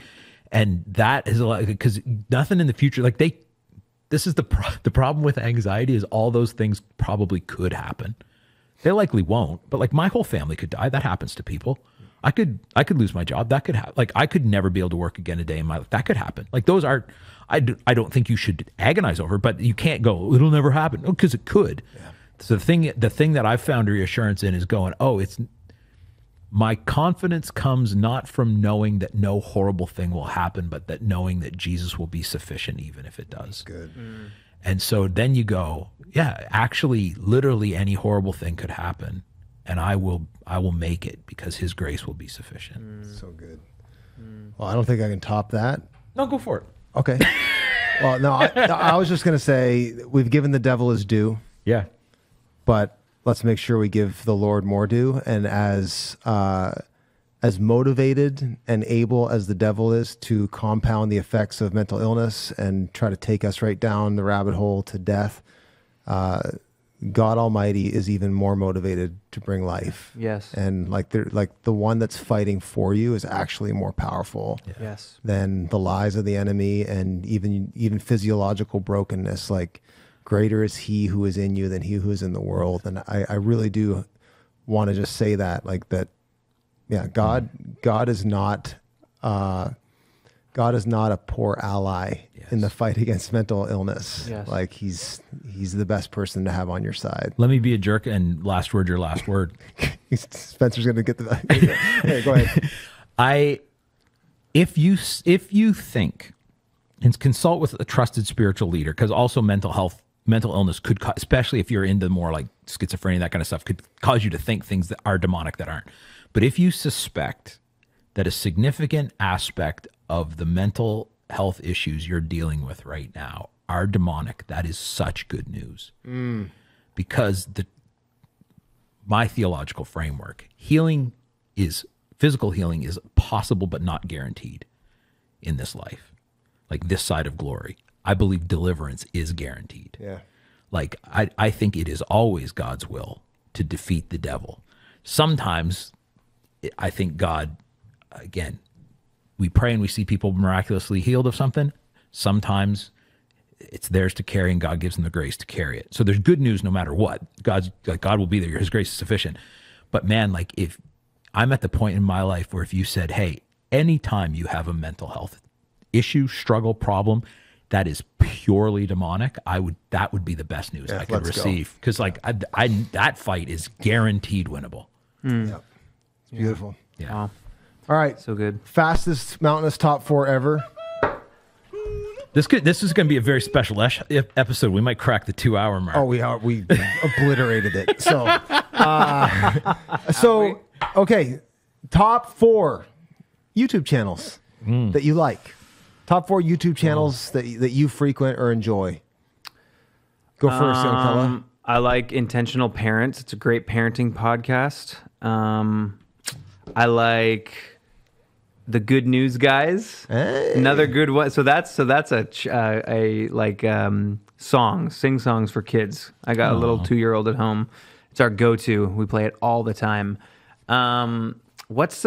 Is it The Old Man and the Three? No, not that one. Yeah, What's the podcast JJ with LeBron Redick. James and Steve Nash and JJ Redick was on it? Yeah. I really enjoyed that one. Mind the Game. Mind the Game. Yeah. I've been addicted to that Can't show. stand LeBron.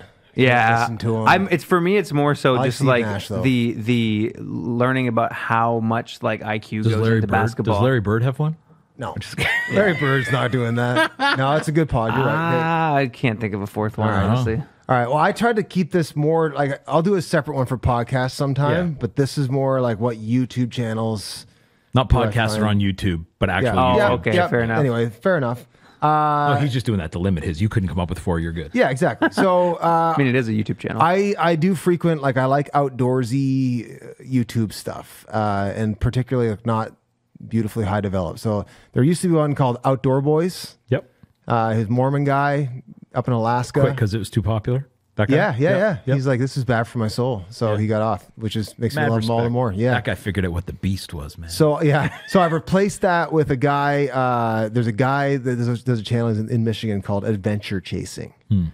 Nobody gets more joy out of catching a fish than this guy. If you want just infectious joy, watch this guy's channel. Right. It's just what's it called again? Adventure Chasing. Adventure Chasing. He just loves the outdoors, loves life. Like I'm going swimming, and he's fantastic. I like Bryson DeChambeau, Break 50. You ever see that? The pro golfer. Never even heard of it. He'll bring a guest on his YouTube channel, and they'll play a scramble, and they'll try to get under 50.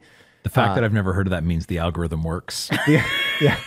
What else? I like those pizza reviews. Yeah. Dave Portnoy. I've heard of that. Viewer discretion advised. Yeah. He's got a very potty mouth, but man, the guy knows how to rank a pizza. So I like those. My last one, let's go with the Bigwood Bucks guys. I assume that's a hunting thing. Northern Maine. Oh. Yeah. I love a good Northern Maine. Yeah, they wear the green flannel. Up the county. Yeah, and they track bucks. Oh. These guys are studs. Like these are master hunters. They get out of their truck and they walk into the woods and they freaking find where bucks were. That is so hard to do. Here's a twig that's been snapped, and he was definitely going northwest, and he was here 3 hours ago. So that's it. I got a couple of quick honorable mentions. Thomas Johnson Antique Furniture Repair in Gorham, Maine. Anyone who's heard that That's how he says it every time. Anyways, Jeff Nippard for my gym fix. The Generalist Papers and CPG Gray for my like general knowledge trivia. But my actual top 4, Ted Woodford. He is a guitar repairer, a luthier up in Kitchener, Ontario. Just gorgeous work. Inheritance Machining. Is a guy who inherited his grandfather's machine shop, and he's like been restoring it, and he makes these amazing If you love watching metal chips fall off something on a lathe, This is for you. it makes me so happy. Samson Boat Co. A guy bought a 100-and-something-year-old wooden sailing ship that was like rotted to pieces and spent like 7 years restoring it. Absolutely gorgeous. And then my all-time favorite channel is a channel called Pask Makes. It's a guy named Neil Paskin in Australia, and he just makes stuff, but he's one of these guys like, today I'm making a jackknife. And then the next day he's like, he made a stained glass Tiffany lampshade. Just like that was the first thing he did with stained glass. He's just, I reckon I can figure it out, and he makes the most incredible stuff, and he does a lot of it with just like basic cheap hand tools. He's not one of those like, if you have $80 million worth of gear, you could build this. Love him. Probably the only guy I intentionally will just go back and rewatch his videos because they comfort my soul and bring joy to my heart. There's a top 4. There's a podcast. Spencer Conway. It's been a joy, it was man. a time. Thanks for having me. being here.